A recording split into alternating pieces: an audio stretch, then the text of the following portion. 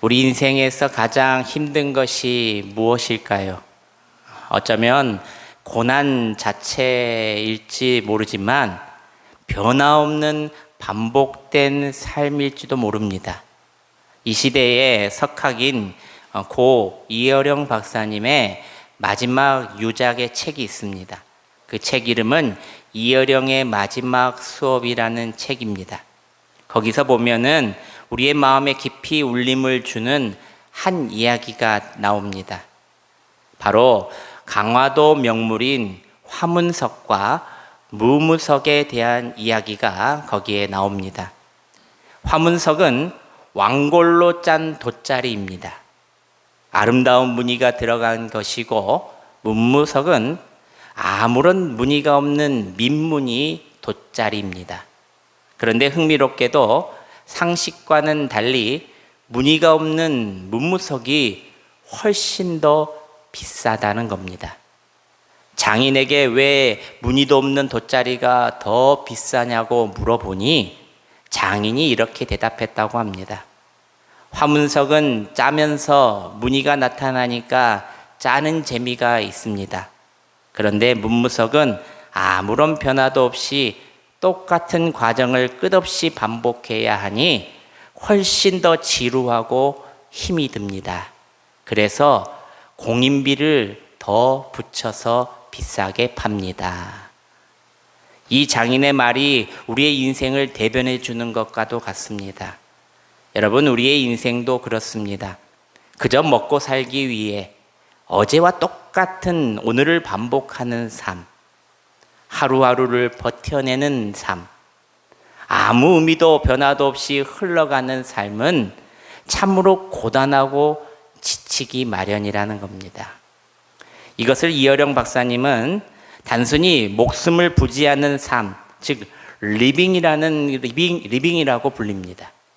반면에 비록 삶의 과정은 고되고 힘들지라도 참된 것, 선한 것, 아름다운 것을 향해 나아가는 삶에 얻어지는 그 고난과 역경, 그리고 다시 일어나는 회복을 말해서 라이프라고 합니다. 이 라이프의 삶. 내 삶에 하나님의 손길이 보이기 시작하면 고난에도 의미가 생기고 기다림에도 이유가 있으며 눈물 속에서도 소망의 꽃이 피어난다는 이야기입니다. 여러분, 이것은 믿음의 역설입니다. 내 삶에 하나님이 새기시는 무늬가 보이기 시작하면 인생이 재밌어지고 그것으로 말미암아 내가 더욱 단단하게 변화되어 가고 있다는 증거입니다. 사랑하는 여러분, 우리의 삶이 단순한 리빙이 아니라 하나님이 주신 라이프의 삶이 되기를 축복합니다. 오늘 본문은 부활하신 예수님의 마지막 수업입니다. 예수님께서 40일 동안 제자들에게 나타나셔서 하나님의 나라의 일을 말씀해 주십니다. 그리고 이제 하늘로 올라가기 직전에 제자들에게 꼭 남기셔야 할 말씀을 하십니다. 예수님은 제자들의 인생이 단순히 먹고 사는 리빙에 머물기를 원치 않으셨습니다. 그래서 복음의 흔적이 삶의 무늬가 되는 라이프의 삶의 변화된 모습으로 살아가라고 마지막에 말씀하십니다. 그렇다면 여러분, 오늘을 살아가는 예수님의 제자인 우리에게 주시는 이 귀한 메시지도 무엇일까? 첫째로, 실패와 상처의 자리를 딛고 버티고 견디며 기다리라는 것입니다. 오늘 본문 4절 말씀을 우리 스크린을 보시면서 함께 봉독합니다. 시작. 사도와 함께 모이사 그들에게 분부하여 이르시되 예루살렘을 떠나지 말고 내게서 들은 바 아버지께서 약속하신 것을 기다리라. 아멘. 이 말씀 속에는 상처받고 안 좋은 기억이 있는 그곳을 제자들이 떠나고 싶어 했다는 사실이 담겨 있는 말입니다. 왜 그들은 떠나고 싶었을까? 예루살렘은 그들에게 있어서 가장 아픈 장소였기 때문입니다. 그곳은 주님이신 예수님을 배반했던 자리였고 십자가 형벌을 직접 눈으로 보았던 무시무시한 자리였으며 그야말로 두려움과 죄책감이 자리였던 그곳이었습니다. 그래서 그곳 예루살렘을 떠나고 싶어 했다는 겁니다. 제대로 말하면 도망치고 싶었다는 겁니다. 그런데 예수님께서 제자들에게 형연하셔서 뭐라고 말씀하셨습니까? 떠나지 말라. 그 자리에서 기다리라. 왜 그렇게 말씀하셨을까요? 하나님의 약속이 바로 그 자리에서 시작되고 이루어지기 때문입니다. 여러분, 우리는 실패의 자리, 안 좋은 추억의 장소와 날짜를 마음에 품고 있지만 그것을 품고 있는 것은 그것을 좋아하지 않기 때문입니다. 어떤 사람들은 그때 그곳에서 일어난 너무 충격적인 일 때문에 트라우마까지 생겨서 몸에 이상까지 온 사람도 있습니다. 사람들은 너무나도 단순하게 그들의 충격과 아픔을 쉽게 말합니다.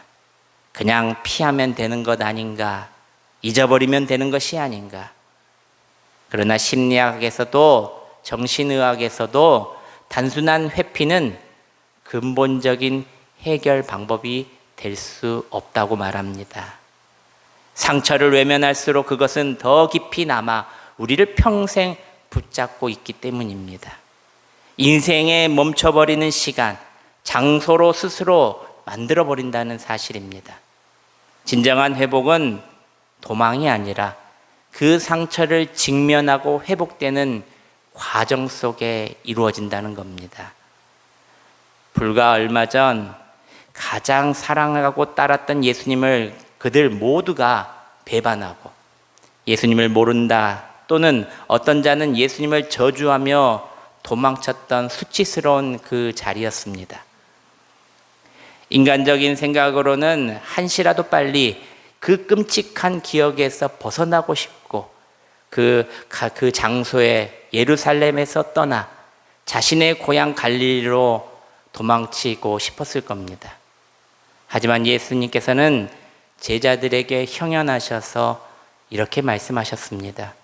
실패와 상처의 자리를 딛고 버티고 견디며 나를 기다리라. 할렐루야. 사랑하는 여러분, 우리의 인생에도 저마다 예루살렘이 있습니다. 다시는 가고 싶지 않는 자리, 기억조차 하기 싫은 실패의 자리, 사람에게 상처받았던 자리, 경제적으로 무너졌던 가슴 아픈 자리가 있습니다. 우리는 늘 그 자리에서 도망치고 싶어 합니다. 그러나 하나님께서는 때때로 우리를 그 자리로 다시 부르신다는 겁니다. 그것은 우리를 무너뜨리기 위해서가 아니라 그 자리에서 우리를 다시 살리고 영적 승리를 완전히 경험시키기 위해서라는 겁니다. 하나님의 약속이 이루어질 때까지 그 자리에서 믿음으로 버티고 견디고 기다려라. 이것이 바로 주님의 첫 번째 명령이라는 겁니다. 여러분, 믿음은 한순간의 뜨거운 감정이 아닙니다. 바람이 불고 폭풍이 쳐도 끝까지 그 자리에 서서 예수님을 붙드는 영적인 근력이 바로 우리에게 필요하다는 겁니다. 사랑하는 여러분, 노후에 건강한 삶을 보내려면 뼈도 튼튼해야 되지만 의사들은 다 같이 한 목소리로 이런 말을 합니다. 근육량을 늘리세요. 나이가 들면 들수록 근육량이 줄어든다는 겁니다. 뼈를 지탱하고 유지해주는 근육이 점점 없어져서 몸이 순식간에 나도 모르게 무너지고 만다는 겁니다. 의사들은 말합니다. 시간 날 때마다 생활하실 때에 걷기 운동은 기본입니다. 요즘 핸드폰에 만보기 어플이 깔려서 내가 몇 보를 걸었는지를 알 수 있습니다. 여러분 어떻습니까? 우리 권사님들 보면은요, 하루에 10,000보 이상 걸으시는 권사님도 계시고, 아침마다 꾸준히 또 등산을 하시는 우리 권사님도 보이시고, 또 이렇게 열심히 일하시는 또 권사님도 보이시는데, 어찌 보면은 만보 채우기가 하루에 만보 채우기 쉽지 않습니다. 저도 막 생활을 하다 보면은요 8,000보, 9,000보는 채워지는데 만보까지는 잘 채워지진 않더라고요. 그 어플만 깔면은 몇십 원이라도 적립시켜주는 어플이 있습니다. 보건복지부에 따르면 병원비 지원보다 운동비 지원을 더 많이 하는 이유가 있다고 합니다. 바로 운동을 계속해서 근력을 키우면 노후에도 병원비가 덜 들기 때문이다 말합니다. 의료보험비가 덜 든다는 말이에요. 내가 건강하면 국가에 더 세금이 덜 나간다는 이야기입니다. 그래서 운동을 더욱더 권장한다는 말입니다. 우리의 신앙도 이와 마찬가지입니다. 예수님께서는 제자들이 도망치기를 원치 않으셨습니다. 오히려 그 자리에서 바로 그 아픔의 자리에서 하나님의 약속을 단단히 붙들고 기다리기를 원하셨다는 겁니다. 역설적이게도 우리의 하나님의 회복은 우리가 피하고 싶은 그 자리에서부터 시작된다는 겁니다. 기도해도 당장 상황이 변치 않는다고 여러분 낙심하지 마십시오. 넘어졌다고 그 자리에서 다시 예수님의 이름 부르면서 기다리고 일어서십시오. 도망치지 않고 그곳에서 잘 버텨낼 때에 하나님의 약속이 그곳에서 반드시 이루어진다는 사실을 믿으시기를 바랍니다. 둘째로 세상 중심의 시선을 거두고 인생의 초점을 바꾸라는 것입니다.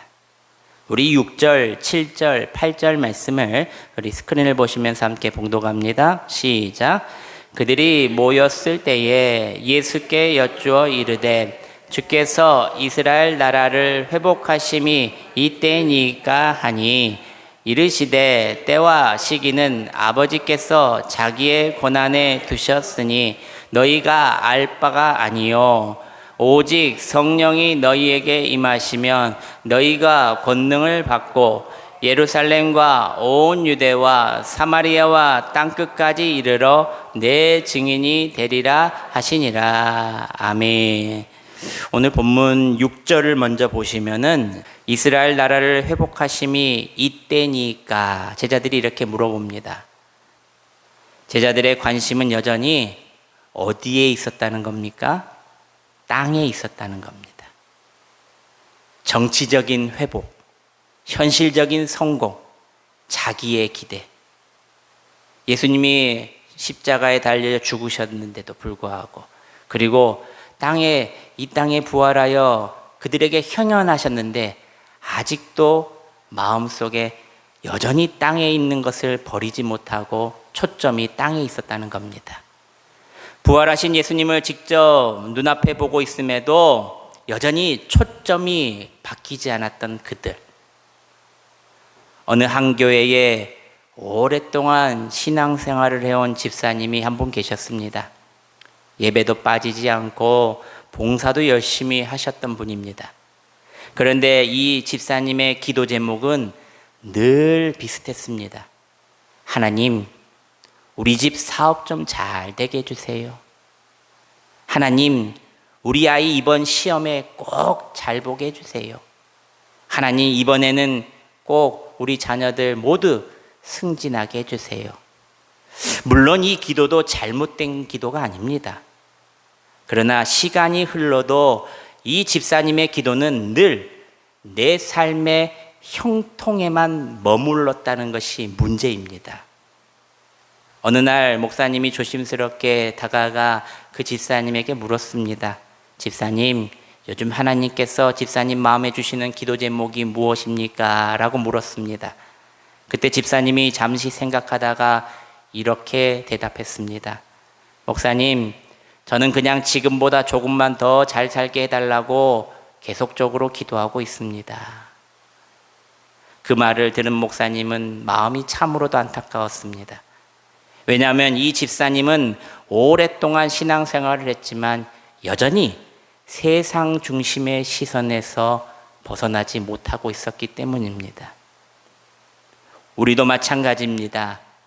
열심히 신앙생활을 해도 초점이 바뀌지 않으면 여전히 같은 자리에 맴돌고 그곳에 벗어나지 못하는 어린 신앙이 되고 만다는 겁니다.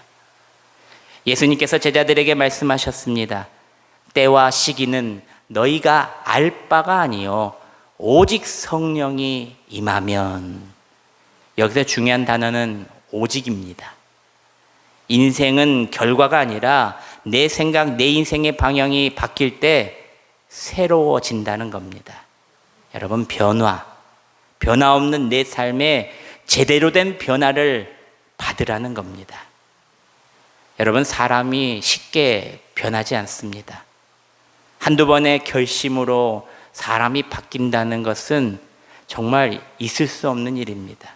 그런데 그 있을 수 없는 일이 교회 안에서는 많이도 일어난다는 겁니다. 예배 집회 가운데도 많이 일어난다는 겁니다. 하나님의 말씀을 듣고. 그럴 때 뭐라고 말하고 있습니까? 오직 성령이 임하면 사람은 변화된다는 겁니다. 할렐루야. 그 앞에 붙어 있는 것이 뭡니까? 오직 성령이 너희에게 임하면. 8절 말씀을 보면은 뭐라고 나와 있냐면 예수님께서 증인이 되라고 하지 않으셨습니다. 증인이 되리라 라고 말씀하십니다. 이것은 우리의 능력이 아니라 성령의 역사를 받아서 천천히 변화되는 모습이라는 겁니다. 성령으로 말미암아 변화를 받아 증인이 점점 되어진다는 겁니다. 한순간에 팍 바뀌는 게 아니라요, 점점 내가 예수님의 증인으로 바뀌고 있다는 겁니다. 성령으로 말미암아. 전체 8절 말씀 앞부분에 오직 성령이 너희에게 임하시면이라고 말합니다. 그런데 이 임하는 장소가 아까 어디라고 말했습니까? 너희가 힘들어하고 도망치고 싶고 있고 싶은 그 장소 예루살렘이라는 겁니다. 참 마음 아프죠. 그곳에 보지도 않고 가고 싶지도 않고 정말 눈여겨보고 싶지 않은 그 자리에서 하나님께서 시작하신다는 거예요. 여러분, 우리의 인생의 초점이 바뀌어야 합니다. 우리의 생각도 바뀌어야 합니다. 물고기를 낚는 성공의 인생이 아니라 사람을 살리고 주님의 품으로 이끄는 천국으로 많은 사람을 보내는 귀한 인생이 되어야 한다는 겁니다. 나만 천국 가면 안 됩니다. 얼마나 안타깝습니까? 함께 가자. 정말 그런 사람들이 얼마나 많습니까? 한 번 사는 인생입니다. 하나님께서는 여러분들을 부르셨고 제자로 부르셨습니다. 그리고 오늘 말씀하십니다. 오직 성령이 너희에게 임하시면 너희가 권능을 받고 예루살렘과 온 유대와 사마리아와 땅끝까지 이르러 내 증인이 되리라 하시니라. 할렐루야. 무엇을 먹을까? 무엇을 입을까? 이 곳에 머물러 있는 시선을 이제 내려놓고 하나님께서 우리를 부르신 그 자리로 다시 돌아가 성령님을 만나시길 바랍니다. 더 이상 세상의 기준에 머물지 마시고 오직 성령으로 변화되어서 한 영혼을 살리고 하나님 나라를 확장하는 참 제자의 복된 인생이 되시기를 주님의 이름으로 축원합니다. 우리 마지막 셋째로 하늘만 쳐다보지 말라고 말씀하는 겁니다. 우리 10절, 11절 말씀을 우리 마지막으로 봉독합니다. 10절, 11절 시작. 올라가실 때에 제자들이 자세히 하늘을 쳐다보고 있는데 흰옷 입은 두 사람이 그들 곁에 서서 이르되 갈리 사람들아 어찌하여 서서 하늘을 쳐다보느냐 너희 가운데 하늘로 올려지신 이 예수는 하늘로 가심을 본 그대로 오시리라 하였느니라. 아멘. 예수님께서 제자들이 보는 앞에서 하늘로 올라져 가는 것을 보여주십니다. 제자들은 아쉬움, 허탈함, 그리고 이 신비로움 속에서 멍하니 하늘만 바라보고 있었습니다. 그때 흰 옷을 입은 두 천사가 나타나 제자들에게 이렇게 말합니다. 어찌하여 서서 하늘을 쳐다보느냐. 이 말은 하늘을 보지 말라는 뜻이 아닙니다. 하늘의 소망을 품고 이제 땅에서 잘 살아가라는 뜻입니다. 주님의 명령을 받은 자로서의 삶을 살아내라는 겁니다. 우리는 하늘에 속한 사람이지 땅에 속한 사람이 아닙니다. 하늘에 속한 사람이지만 또 땅에 살아가는 사람이기도 합니다. 참된 신앙은 하늘의 은혜와 땅의 책임 사이에 팽팽한 균형을 이루는 삶이라는 겁니다. 어떤 이들은 은혜를 말하면서 세상의 일이나 가정의 책임에 소홀히 하는 사람이 있습니다. 그것은 건강한 신앙이 아닙니다. 하늘에 속한 자가 아니라는 겁니다. 어떤 이들은 세상 일이 너무 바빠서 하늘의 은혜를 완전히 잊어버리고 세상 가운데 말씀을 들어도 매일 똑같은 삶을 반복적으로 살아간다는 겁니다. 이것 또한 불순종의 삶입니다.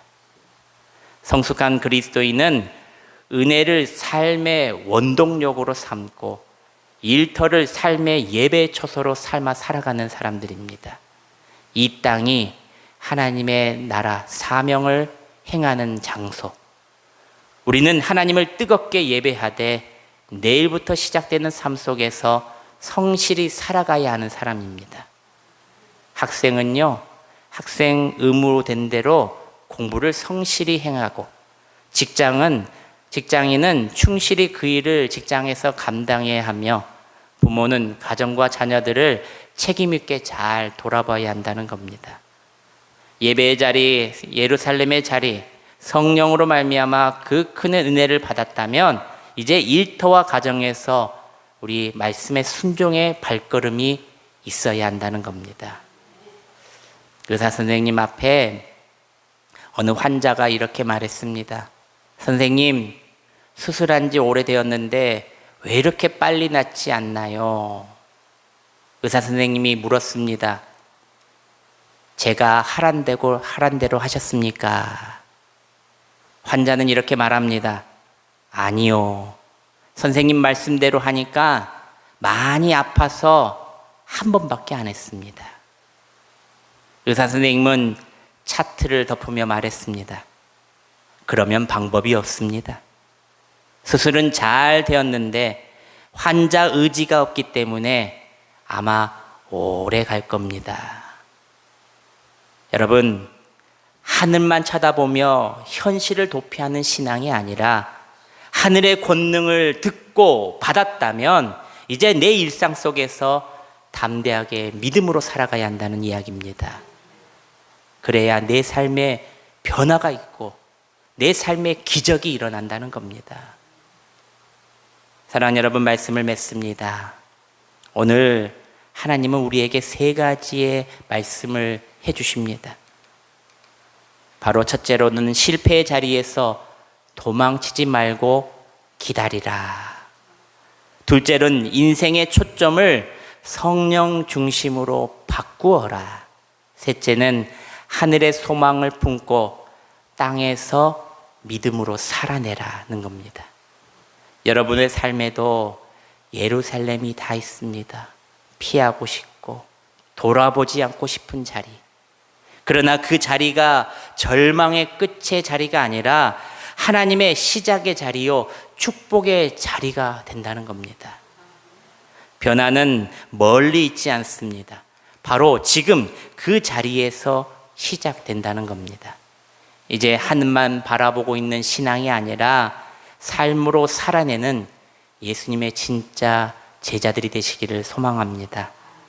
단순한 리빙이 아니라 하나님이 주시는 라이프의 삶을 기쁨과 감사함으로 받아서 오늘도 하루하루를 변화시켜 예수님의 작은 예수님의 모습을 닮아 살아가는 저와 여러분들이 되시기를 주님의 이름으로 축원합니다.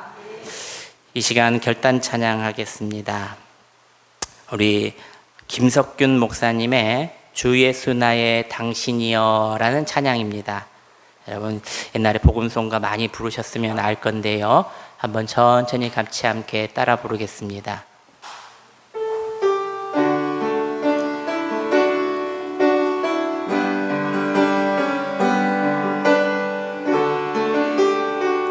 빛이 없어도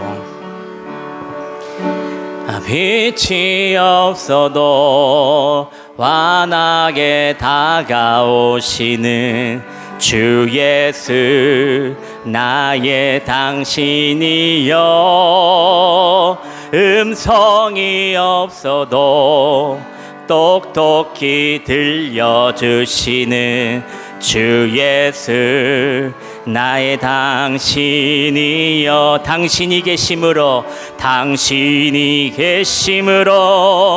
나도 있고, 당신의 노래가 머물므로 나는 부를 수 있어요. 주여,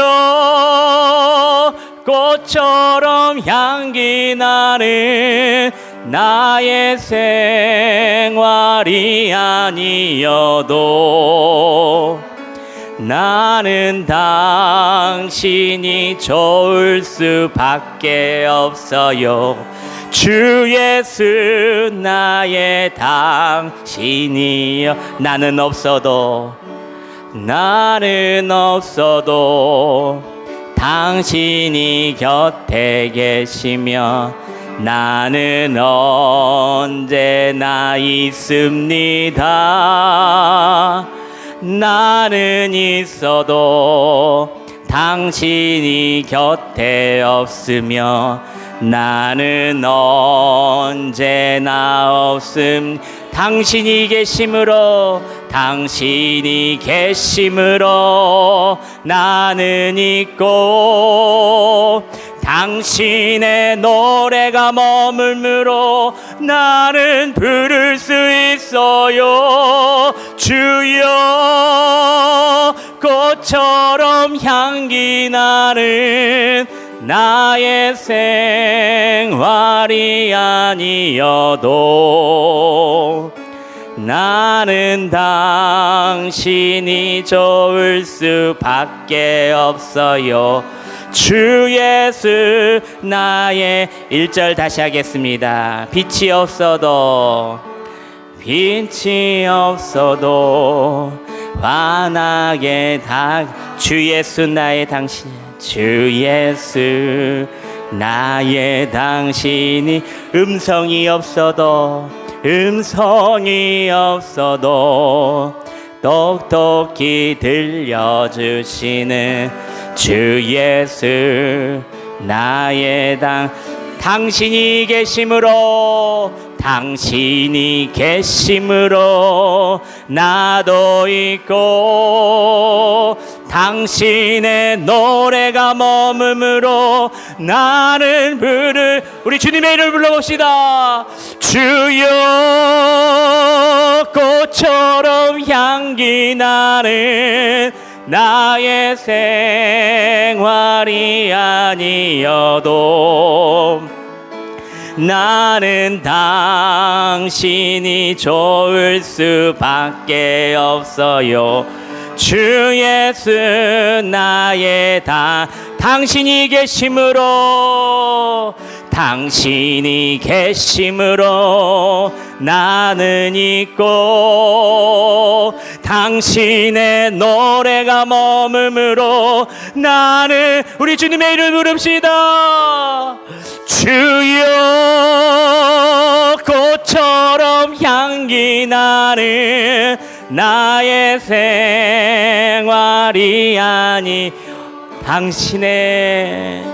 나는 당신이 좋을 수밖에 없어요. 주 예수 나의 당신이여. 반주해 주시고요, 우리 기도하는 시간을 갖겠습니다. 내가 도망치고 싶었던 예루살렘의 자리에서 떠나지 않게 하시라 기도하십시오. 그 자리에서 하나님의 약속을 붙들고 끝까지 버티며 기다리는 믿음을 주시옵소서라고 기도하시길 바랍니다. 세상 중심의 시선을 이제 내려놓고 내 인생의 초점이 오직 성령께 향하게 하시며 성령의 능력으로 변화되어서 예수 그리스도의 증인의 삶을 살아가게 하시옵소서라고 기도하시길 바랍니다. 하늘의 소망만 바라보는 신앙이 아니라 오늘의 삶과 일터와 가정 속에서 믿음으로 말씀을 받은 자로서 살아가는 순종의 열매를 많이 맺게 해달라고 또 기도하시길 바랍니다. 이 세 가지 기도 제목을 가지고 우리 주님의 이름을 세 번 부르며 통성으로 기도하겠습니다. 주여 주여 주여.